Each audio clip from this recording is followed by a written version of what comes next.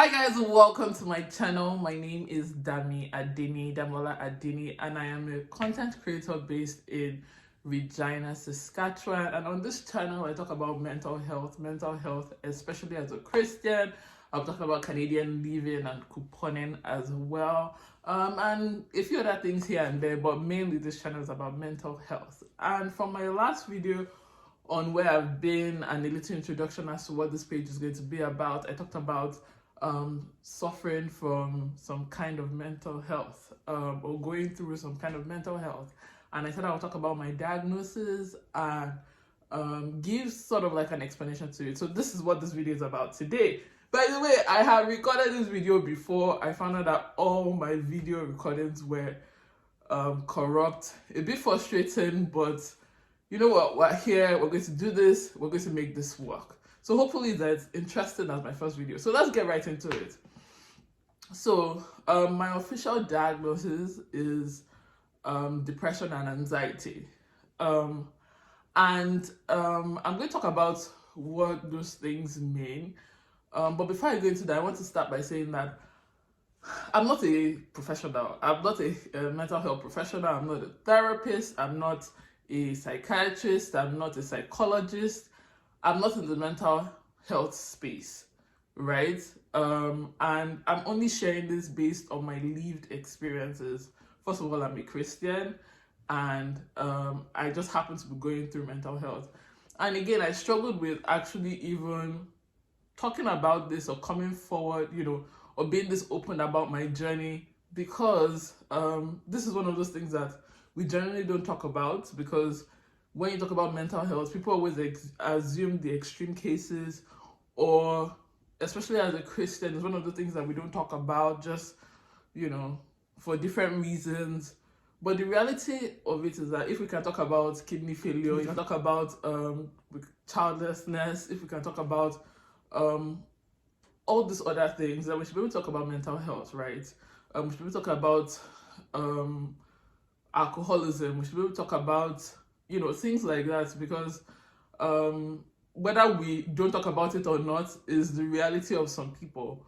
And the more we talk about it, the more I believe we have wisdom to deal with it, or we can seek counsel in dealing with it. So anyways, I say all that to say that I am not a mental health professional.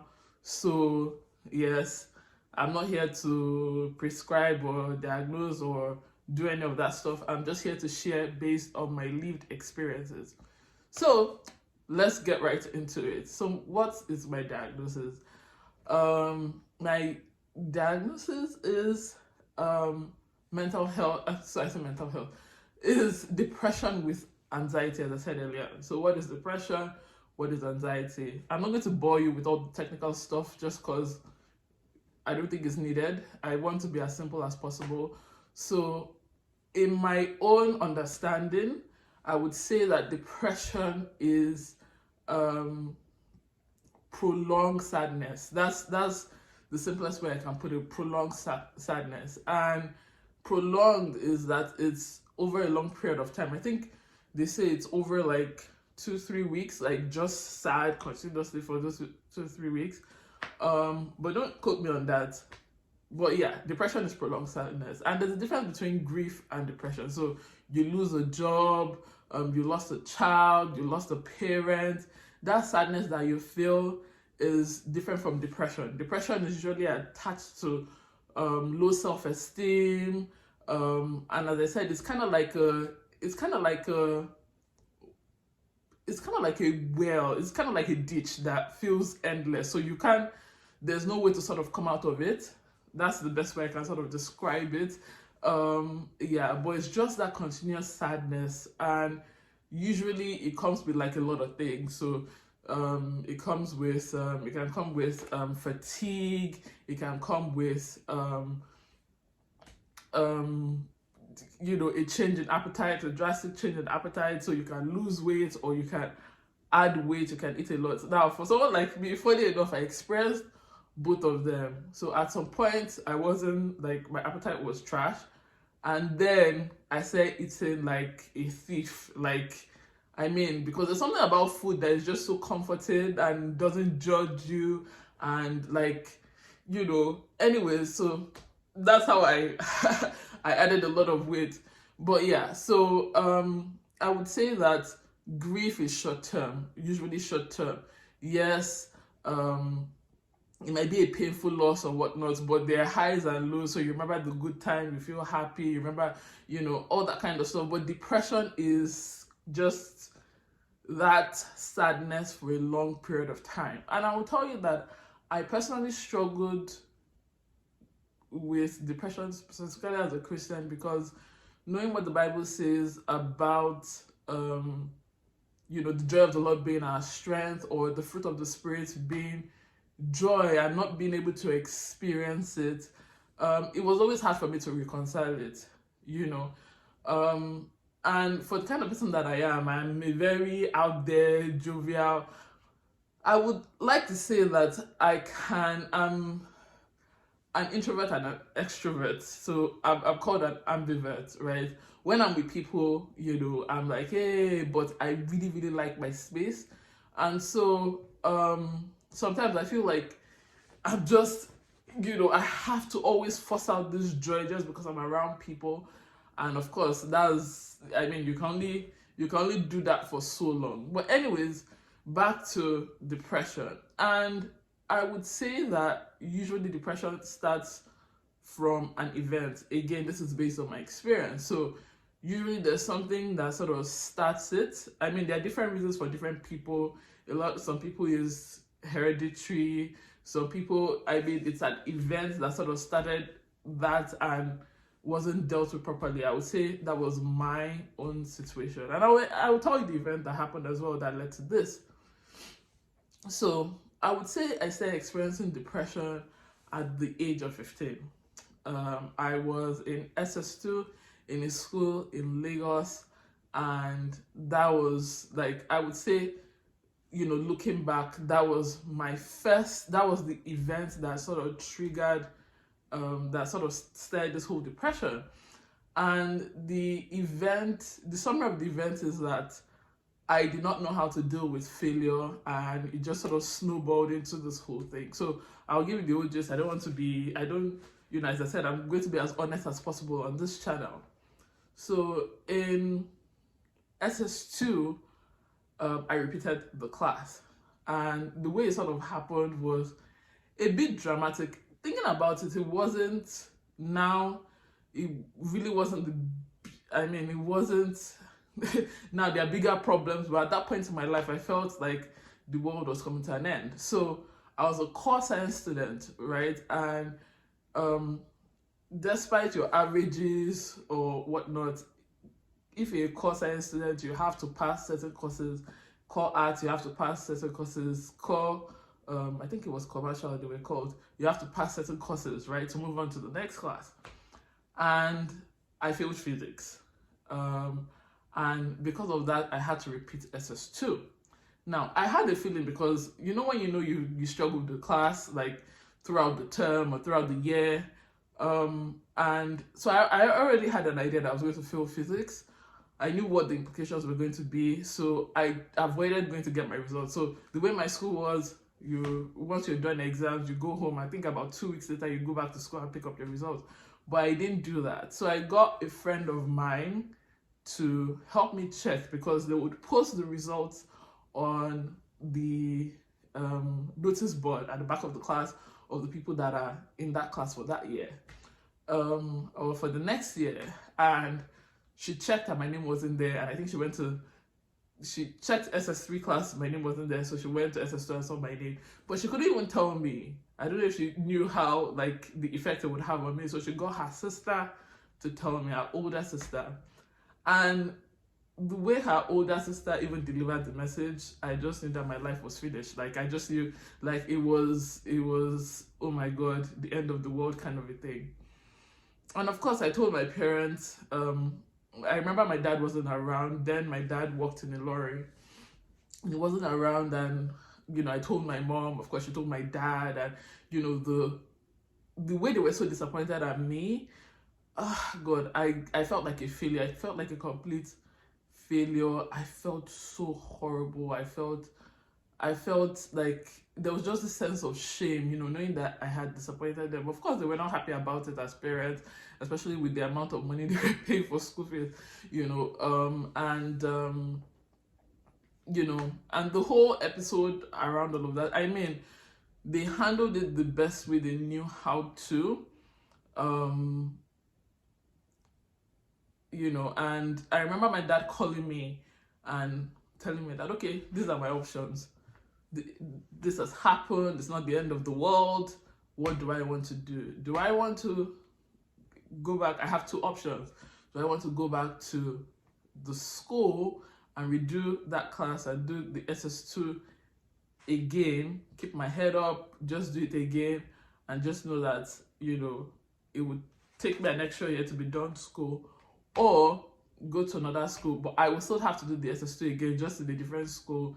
I mean, to avoid the shame of failing and whatnot. And I was like, me go back to school. It's not as if I was a popular person in high school there though, but there was just this sense of shame and disgrace. How will I look at my mates? How my mates treat me? How will my juniors, that are now going to become my own, they are going to become my own mates now, how would they look at me? How would I even start making friends with these people that were supposed to be my junior and all that? Like, the whole thing was just like, and I was like, you know what?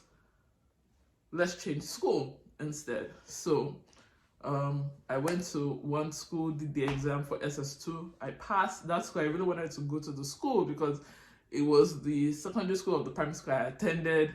So I knew a couple of people. And for my primary school, I left at primary 5, I knew primary 6. So meaning that my mates from primary school were a year, my junior. Anyways, so it felt like family. I really wanted to go to that school. And one of our family friends, brought up the school that I ended up graduating from. I said, oh, this is a good school, it's a Christian school. And meanwhile, I sort of had behavioral issues as a teenager. I would say behavioral issues. I was just a teenager that wanted to fit in so bad. So there was a bit of peer pressure. And I was doing very, very silly things. So I'd, when like you're already on the nerves, like I'd been pissing off my parents like a lot, and they were at this point, they were really, really mad at me too. So there was already that there, and I even repeated. So this was okay. Someone came and was like, "There's a school. It's a Christian school. It's in Ibadan. Blah blah blah blah blah." And so I went to the school and I wrote the exam. Now I should say this school that I went to is a British school. Like, this curriculum is British. And if you're familiar with WAEC and British curriculum, they're two different things. Like, WAEC, we crammed a lot. But the British curriculum, you have to understand what you're doing. So it's not about just knowing the formula and applying it anyhow. So cut the long story short, I wrote the exam to go to SS2. We say grade 11 in this school, SS2, and I failed. And so they were like, well, they will accept me to the school, but I would have to go back a year. So now this Christian school is saying, well, I'm not even qualified to be in SS2. I would have to do grade 10 again, right? So meaning that I would be going back 2 years. And it was like, oh my God, of course my parents were like, they didn't want me to the school that I wanted to go to. They didn't want me to go there because they were like, okay, if I'm feeling like this, it was a British at this school, then maybe I should go to that school. That's how I ended up in this school. Like, it was so unplanned that summer we had even traveled for the summer. So I even resumed really late, Anyways, but I say this that, so this is not one of those things that you put the blame on somebody else or my parents did the best that they could, but I was really upset. I was so upset and ashamed about everything that I I was just angry. So when my mom introduced me to the owner of the school, the first day I was resuming, as I said, I came 3 weeks late, so it was my mom and I and the owner of the school, and she was just like, she didn't know where she went wrong with me. I was just very, very upset and angry because I was angry at everything. I was angry at myself. I was angry that I failed. I was angry that, now instead of spending 6 years in secondary school, I'm spending 8 years in secondary school. I was angry. I felt like a failure. There was this sense of shame. Then again, I'm in Ibadan, like, of all places, again, it's not like I was in Lagos big babe or I was that, but I just felt like, how, like, why would they even do this to me? And so a lot of these things I internalized. I never spoke to anyone about it on how I was feeling. There's another part that I want to talk about that was also very, very important, and I've seen how it has manifested in my relationship as an adult as well, with people as an adult as well, was I felt a sense of shame with my mates from my previous school. So I felt like they would see me differently. They won't want to associate with me. So it's that imposter syndrome, just feeling like a failure, just feeling like everyone hates me, even if that was not the case, just feeling like everyone sees me as a loser, kind of a thing. And so what I did was that I cut them off. And there's a reason why I'm saying all of this, because I would show you how it sort of manifests in me as an adult. I don't know, this might be a learning experience for somebody, or for people around, that so some of the signs that you can see based on my own experience. So I just felt like I can't let them see me. I felt like I should be invisible to them. So I cut everybody off. My best friend, my friends, everybody. I just pretty much ghosted them, just because I did not want to have them look at me and pity me and see shame. And then how do I even explain to them that, instead of me being in SS2, I'm actually in grade 10, so 2 years behind them. I just cut them off. And there's one thing that I know that God has blessed me with, great friends.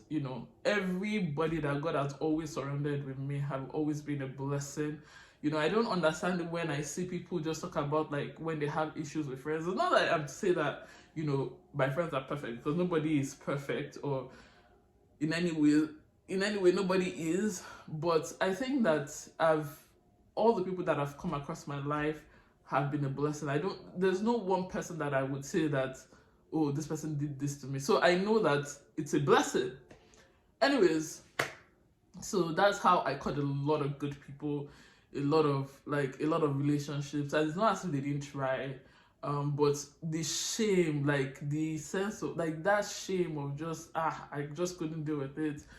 There were a few people that till today I will forever be indebted to. One of them is Anodu Tayo. I'm sure everyone, I mean, it's everyone's friend. She's such a great person, and for some reason she almost did not give up on me. When I was even in my new school, she would send me emails and all that kind of stuff. So she's one of those people that I will forever appreciate for the rest of my life. Even up to today, like when I read her emails, like I'm just so grateful for her. Anyways, so that's it. So that I would say that's when the depression started, because I started dealing with it. Like I started feeling like an imposter. Even in my new school, I was good at certain subjects. I've always been good at certain subjects. So math, further math, chemistry, TD, physics, no, biology, no. But I was always good at those, subjects, and I did really well in my new school. But I just felt like this is a fluke, because I've done this class before. I've been here before, so I have an unfair advantage compared to my colleagues. And so I just always felt like I didn't feel like I deserved to, to pat myself at the back and say, oh, you did well. You're only one of the few people in your set to do further math, or all that kind of stuff. Just because I just felt like I have an unfair advantage. I've done this class before. I'm familiar with a lot of these things, so this is not new. So again, it's part of just feeling like an imposter, or feeling like I don't even deserve this. So all of this I dealt with myself. As I said, I'm not as outgoing as people think that I am. One of the things that God is helping me with, and through therapy, is my ability to communicate my feelings, communicate what I'm thinking. I suck. I'm a horrible communicator, and so I tend to just internalize it. Some part of me also feels like everyone has their own problem. I don't want to burden anybody with my own problem, so I'd rather just keep it to myself and try and figure it out myself. So that's another will I call it symptom, or will I call it, like, that's another thing to look out for in with depression, is feeling like a burden to everyone. When you feel like you're a burden to everyone, or you be a burden to everyone, yeah, I think that's a telltale sign too, for depression in itself. So that's if you're searching yourself and whatnot, right? And so yeah, so that was it. And another thing about me, talking about being a burden, is that I do not know how to ask for help. I'm one of those people that it's very, very, very difficult for me to ask for help. And usually it gets to the point that I see that people around me see that I need help, but are not, I run away from them, just cause, like, I don't know, I just hate being in that position of being pitied or being ashamed, or do you understand what I mean? So yeah. Anyways, so that's how I would say that was the genesis of my depression. So my inability to properly deal with failure, right? To properly process failure. And as I said, it started from the age of 15, but my official diagnosis was at the age of 22 here in Canada. So I got diagnosed. Actually, I was diagnosed for ADHD, and then also diagnosed for depression and anxiety. And again, the need to actually even get my diagnosis and all that, the other factors that sort of played into it. So there's the environmental factor. I'm sure if you're in Canada, it's really cold here. We're not exposed to the sun. And if you're not taking your vitamin D supplements, there's a tendency for you to be moody and all that kind of stuff. Yeah, so I'm saying all that to say that the environmental factors to their play with it. So here it's easy to get depressed because of how gloomy the weather is. Second of all, like, you are not by yourself. Here everybody's kind of mind your business. Maybe once in a while, you hang out, but compared to Nigeria, that everybody's in your business, all that, there's so much going on. You're less likely to experience, like, have that environmental factor, So yeah. Anyways, I feel like I'm rambling. It's already gotten to 20 something minutes, and I don't want this video to be too long, so I'm going to just leave it here. In my next video, I'm going to talk about anxiety, and then we'll go from there. All right, guys, have a wonderful day, and I'll see you in my next video. Bye.